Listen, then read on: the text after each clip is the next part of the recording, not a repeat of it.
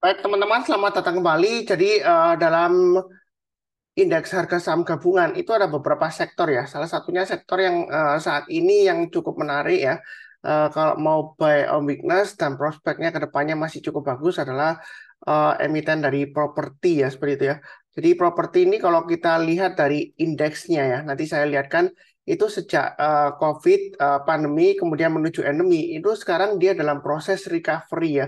Jadi uptrendnya beberapa saham itu sebenarnya untuk sektor properti masih cukup bagus, walaupun mungkin ada yang bilang, oh Pak Sunar, properti itu kan lesu ya, seperti itu ya.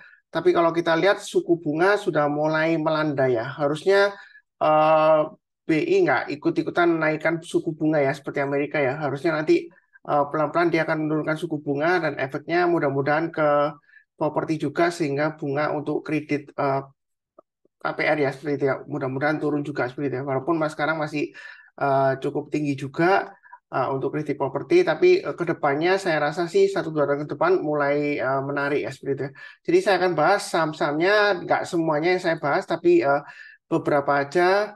Saya mulai dulu dengan yang pertama adalah untuk saham CTRA ya, jadi saham Ciputra Development Tbk. Jadi kalau kita lihat di sini untuk saham CTRA, sebentar, saya lihatkan dulu indeks properti ya. Jadi kalau kita perhatikan di sini tahun 2021 dia properti dia mulai jatuh ya. Kemudian kalau kita lihat dia membentuk low ini terakhir dia low-nya swing low-nya untuk bulanannya itu di sekitar akhir Maret ya. Jadi sekarang sudah mulai recovery dan bottoming ya. Sebenarnya untuk sektor properti ini masih cukup menarik ya. Jadi masih ada potensial kenaikannya paling paling tidak ya 10-20% ke depannya masih ada ya, atau bahkan 30% lah ya seperti itu ya. Masih cukup menarik. Tapi di sini saya fokusnya ke sahamnya langsung ya, jadi bukan ke indeksnya. Kalau kita perhatikan untuk saham CTRA ini ya, weekly-nya dia sebenarnya masih cukup menarik karena MA20-nya untuk 20 minggu ya, untuk weekly ya berarti ya, itu dia masih mengarah ke atas dan kalau kita lihat setiap kali koreksi ekor panjang di bawah ya, dia selalu rebound di atas MA20 minggunya ya, seperti itu ya. Jadi ini masih ada potensi untuk breakout ke atas 1190 ya, untuk CTRA ya. Kalau kita lihat kalau breakout ke atas 1190 dia targetnya masih bisa ke nilai tertinggi sebelumnya ya. Kalau kita perhatikan ini tahun 2020 sebelumnya kan dia COVID jatuh, kemudian dia mulai bangkit, dia pernah bangkit sampai tahun 2021 high-nya sampai lumayan tinggi ya 1350-an ya seperti itu ya. Sebentar saya paskan di sini ya. Jadi untuk CTRA ini sebenarnya potensialnya masih ada peluang ke 1350 jangka menengahnya. Nah, memang saat ini dia masih cenderung sideways. Sideways-nya dia lumayan lebar ya. Saya kasih areanya untuk buy or weakness. Kalau misalnya Anda nggak mau buy sekarang, tunggu buy or weakness, maka saat area terbaik untuk buy or weakness adalah sekitar area 1050 sampai 1060. Artinya jika dia koreksi turun di bawah 1050 atau 1060, kemudian besoknya atau menjelang penutupan dia berhasil rebound naik ke atas 1060 lagi, nah di sana kesempatan untuk buy. Ini trading range-nya lumayan lebar ya, 1060 sampai dengan 1160 minimal di sini ya. Jadi paling nggak Anda bisa profitnya lumayan ya, seperti itu ya, lebih dari 5% ya. Ketika dia mantul dari 1050 atau 1060 Anda buy. Tapi kalau belum rebound ya Anda jangan buy. Nah, kalau posisi sekarang Anda mau buy sekarang untuk CTRA ini sebenarnya masih cukup menarik ya. Jadi kalau yang mau buy silakan buy. Target price-nya di sekitar 1160 dan 1190 ya. Kurang lebih cukup ya untuk CTRA. Berikutnya untuk SMRA. Nah, SMRA ini bagaimana? Kurang lebih juga sideways ya. Tapi di sini sideways-nya ada dua area sebenarnya ya. Yang pertama ini yang lumayan lebar. Kemudian kalau dia turun di bawah 650, maka dia akan ke kecenderungan untuk balik lagi ke area sebelumnya di sini ya, 610 sampai dengan 650. Memang nggak ada sideways-nya di sini ya. Tapi kalau kita lihat sebelumnya di sini, kalau dia koreksi menyentuh 610 atau turun banyak 610, kemudian dia rebound mantul ke atas 610, ini 650 kebanyakan dikasih ya. Paling nggak kita bisa uh, dapat 40 rupiah ya seperti itu ya. Jadi tunggu kalau turun jangan langsung buy, tunggu rebound mantul ke atas kita barusan buy. Jadi area buy on weakness untuk SMRA ini saat ini memang 650 cukup menarik. Tapi kalau yang mau tunggu di bawah lagi ya Anda boleh tunggu di 610. Jadi kalau turun jangan langsung buy, rebound mantul ke atas Anda boleh buy. Nah, kalau di sini misalnya 650 Anda nggak dikasih, Anda buy high sell higher aja. Naik ke atas 675 untuk SMRA, Anda buy, target price-nya masih bisa ke 705 atau 755. Paling tidak di swing high-nya di sini di area 740 ya. Jadi masih cukup menarik ini untuk SMRA. Kemudian berikutnya untuk Pakuwon. Nah, Pakuwon ini masuk dalam watchlist saya ya. Jadi Pakuwon ini kalau kita perhatikan ya, level yang paling menarik itu adalah level sekitar 500-an ya. Itu target price-nya ya. Dan saat ini kan harganya masih jatuh ya. Nah, kalau kita perhatikan, misalnya kalau kita beli di bawah, dia itu cukup kuat ya sejauh ini ya. Tapi nggak pasti ke depannya. Dia pernah dibawa turun sampai low-nya di sini 410 ya setelah COVID, atau pada saat masa COVID dulu aja kalau kita lihat mundur ke belakang di sini ya, itu dia pernah turun sampai 284 ya. Tapi kalau dia rebound paling tidak dia itu kalau kita perhatikan di sini levelnya itu sekitar 460 ya seperti itu ya. Kemudian dia koreksi 460 ke atas, dia rebound masuk ke atas. Nah, untuk Pakuwon ini sebenarnya selama dia masih bertahan di atas 460, sebenarnya potensial besar untuk naik ke 500. Jadi ini kan dia sudah rebound di area 468 ya. Eh, itu kesempatan untuk buy on weakness ya. Jadi kalau mau buy sekarang boleh, atau sekalian tunggu area buy on weakness yang di bawah. Ini adalah sekitar area 436 sampai 440-an ya. Ini area buy on weakness sebelumnya yang pernah saya gambarkan di sini ya. Jadi saya perlebar aja. Kalau misalnya Anda nggak mau buy sekarang, tunggu di bawah lagi ya, tunggu di 436 atau 440-an ya. Tapi menurut saya sih 468 sampai 470 ini area terbaik untuk mau buy on weakness ya, karena targetnya 500 kemungkinan besar bisa tercapai ya. Jadi paling tidak 484, nah sampai seperti itu ya. Kalau kita lihat 484 itu diambil dari swing hanya di sini. Jadi untuk Pakuwon ini sebenarnya masih cukup menarik ya. Walaupun kadang-kadang memang menjengkelkan ya. Dia naik tinggi kemudian pullback, besoknya koreksinya dalam ya seperti itu ya.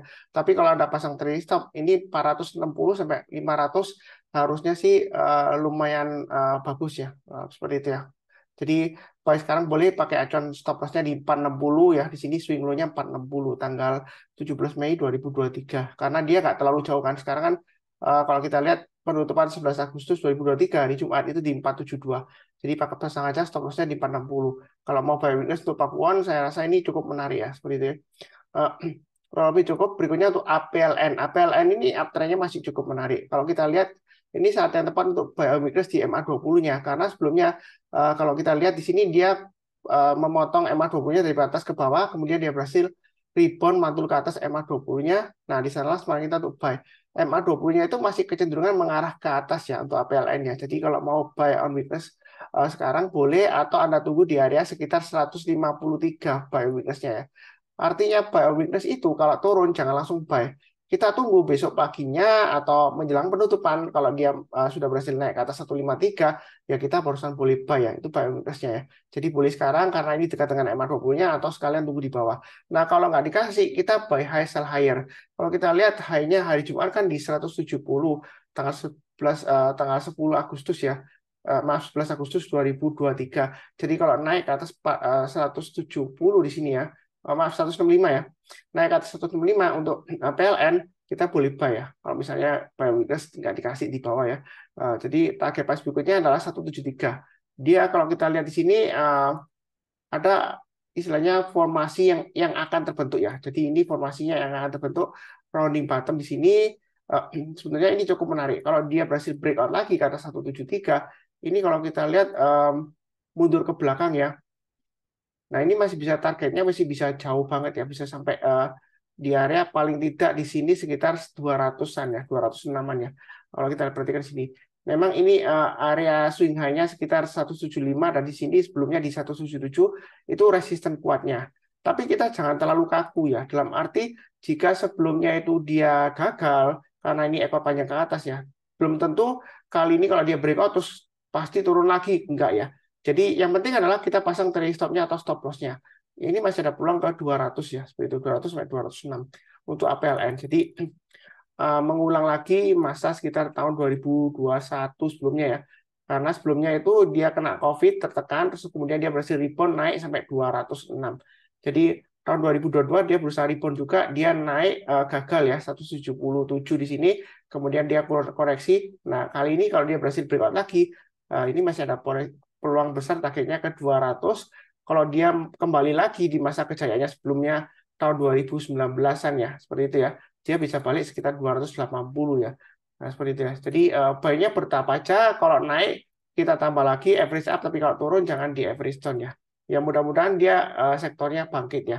Saya di sini fokusnya ke pergerakan harga sahamnya, bukan kepada fundamentalnya. Bukan berarti fundamentalnya nggak penting, enggak ya, seperti itu ya. Karena memang saya fokusnya ke analisa teknikal, ke price action-nya. Sebelumnya ada yang komentar katanya sih, kalau fundamentalnya itu bagus ya kita langsung HK aja, nggak usah lihat teknikalnya seperti itu ya. Nah, kalau Anda memang aliran fundamental, saya sih nggak masalah ya seperti itu ya. Tapi jangan sampai Anda itu dalam tanda petik Anda itu meremehkan atau menghina ilmu teknikal ya seperti itu ya. Jadi saya sebagai anak yang kecenderungan ke teknikal, saya nggak pernah mengatakan analisa fundamental nggak penting ya seperti itu ya. Ya memang saya fokusnya di price action ya. Jadi kalau beda aliran ilmunya, jangan sampai kita itu menghina atau merendahkan yang lainnya. Karena anyway ya, kalau kita bicara mengenai profit di saham itu kan ada dua profit di saham ya.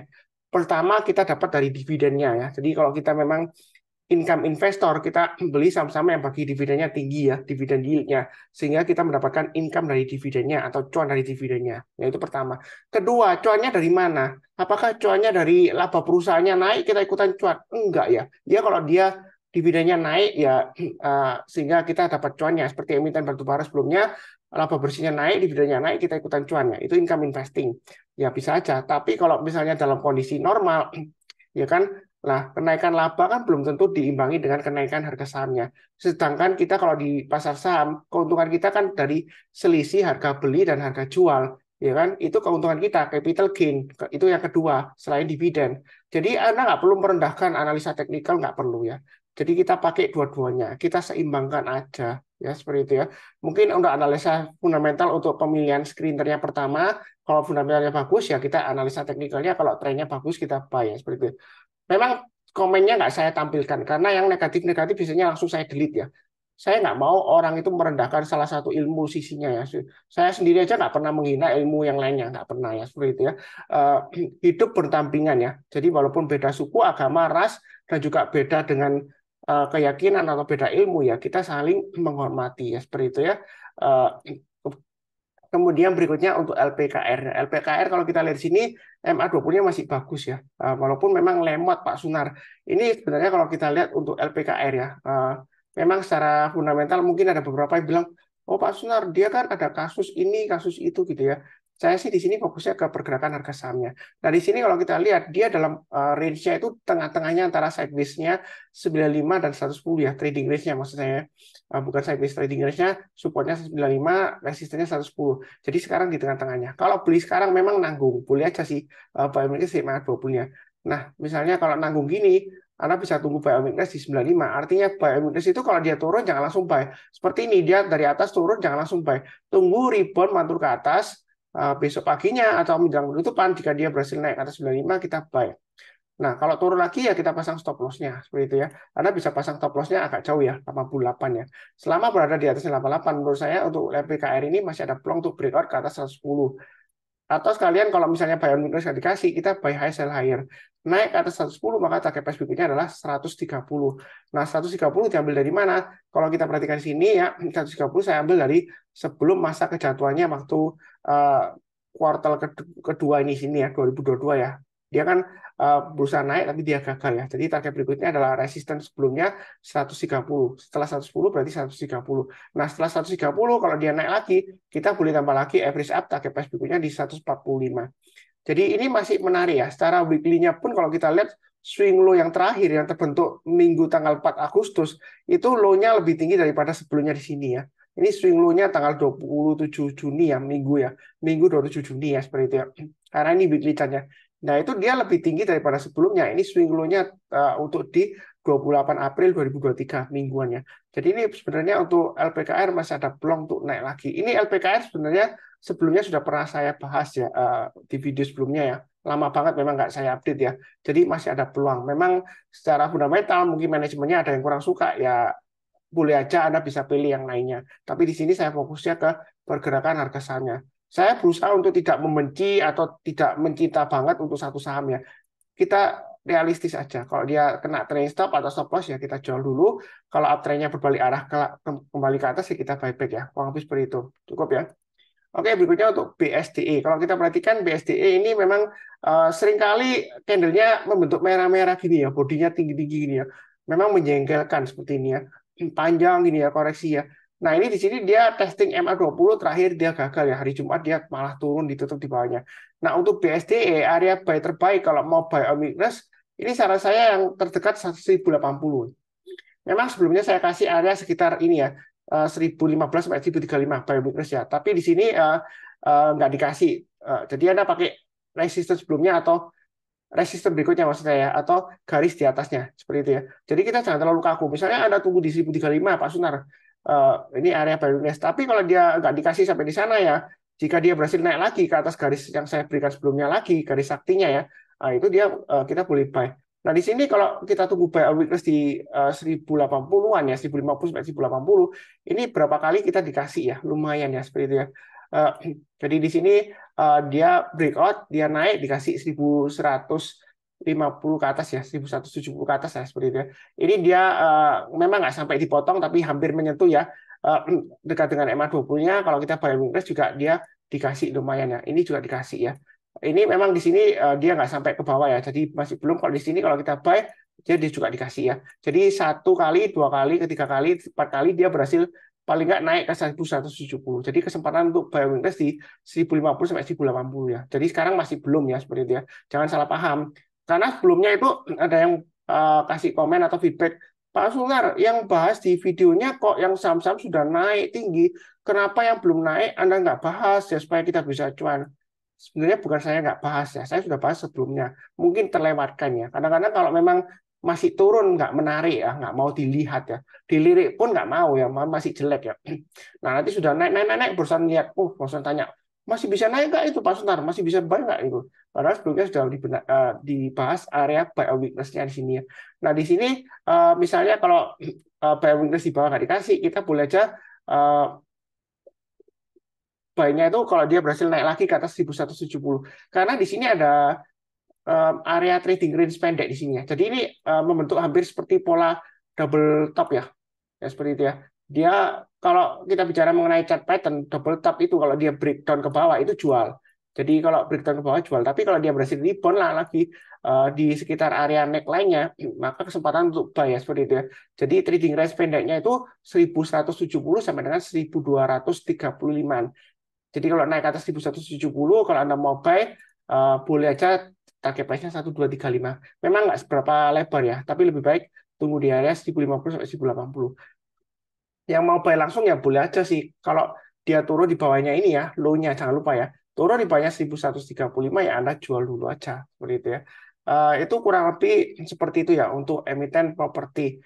Memang emiten ini nggak seberapa menarik. Mungkin ada yang bilang, Pak Sunar, properti kan makin mahal tiap tahun ya seperti itu ya. Kemudian apalagi tekanan suku bunga tinggi. Nah ini kalau misalnya BI rate itu turun kembali lagi ke 4%-an mungkin ya, berarti itu ya. Jadi ada kemungkinan ya sedikit bergairah lah sentimennya seperti itu ya.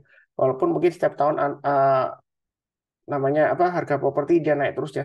Tapi kalau saya lihat sih harga properti sekarang mulai turun ya seperti itu ya. Karena demand-nya nggak setinggi dalam 5 tahun terakhir ya, seperti itu ya. Jadi kalau saya lihat sih kebanyakan yang jual-jual properti sekarang harganya itu yang memang benar-benar niat jual ya, bukan orang yang untuk invest jual selakunya aja. Pokoknya saya jual agak tinggi enggak ya. Tapi kalau orang yang benar-benar niat jual harganya sih lumayan relatif turun ya seperti itu ya.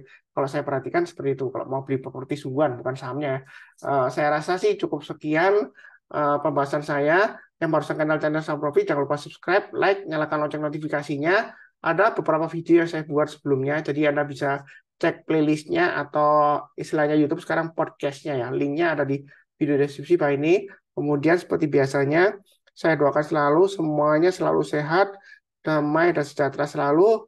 Amin. Terima kasih banyak. Sekian, tetap semangat ya.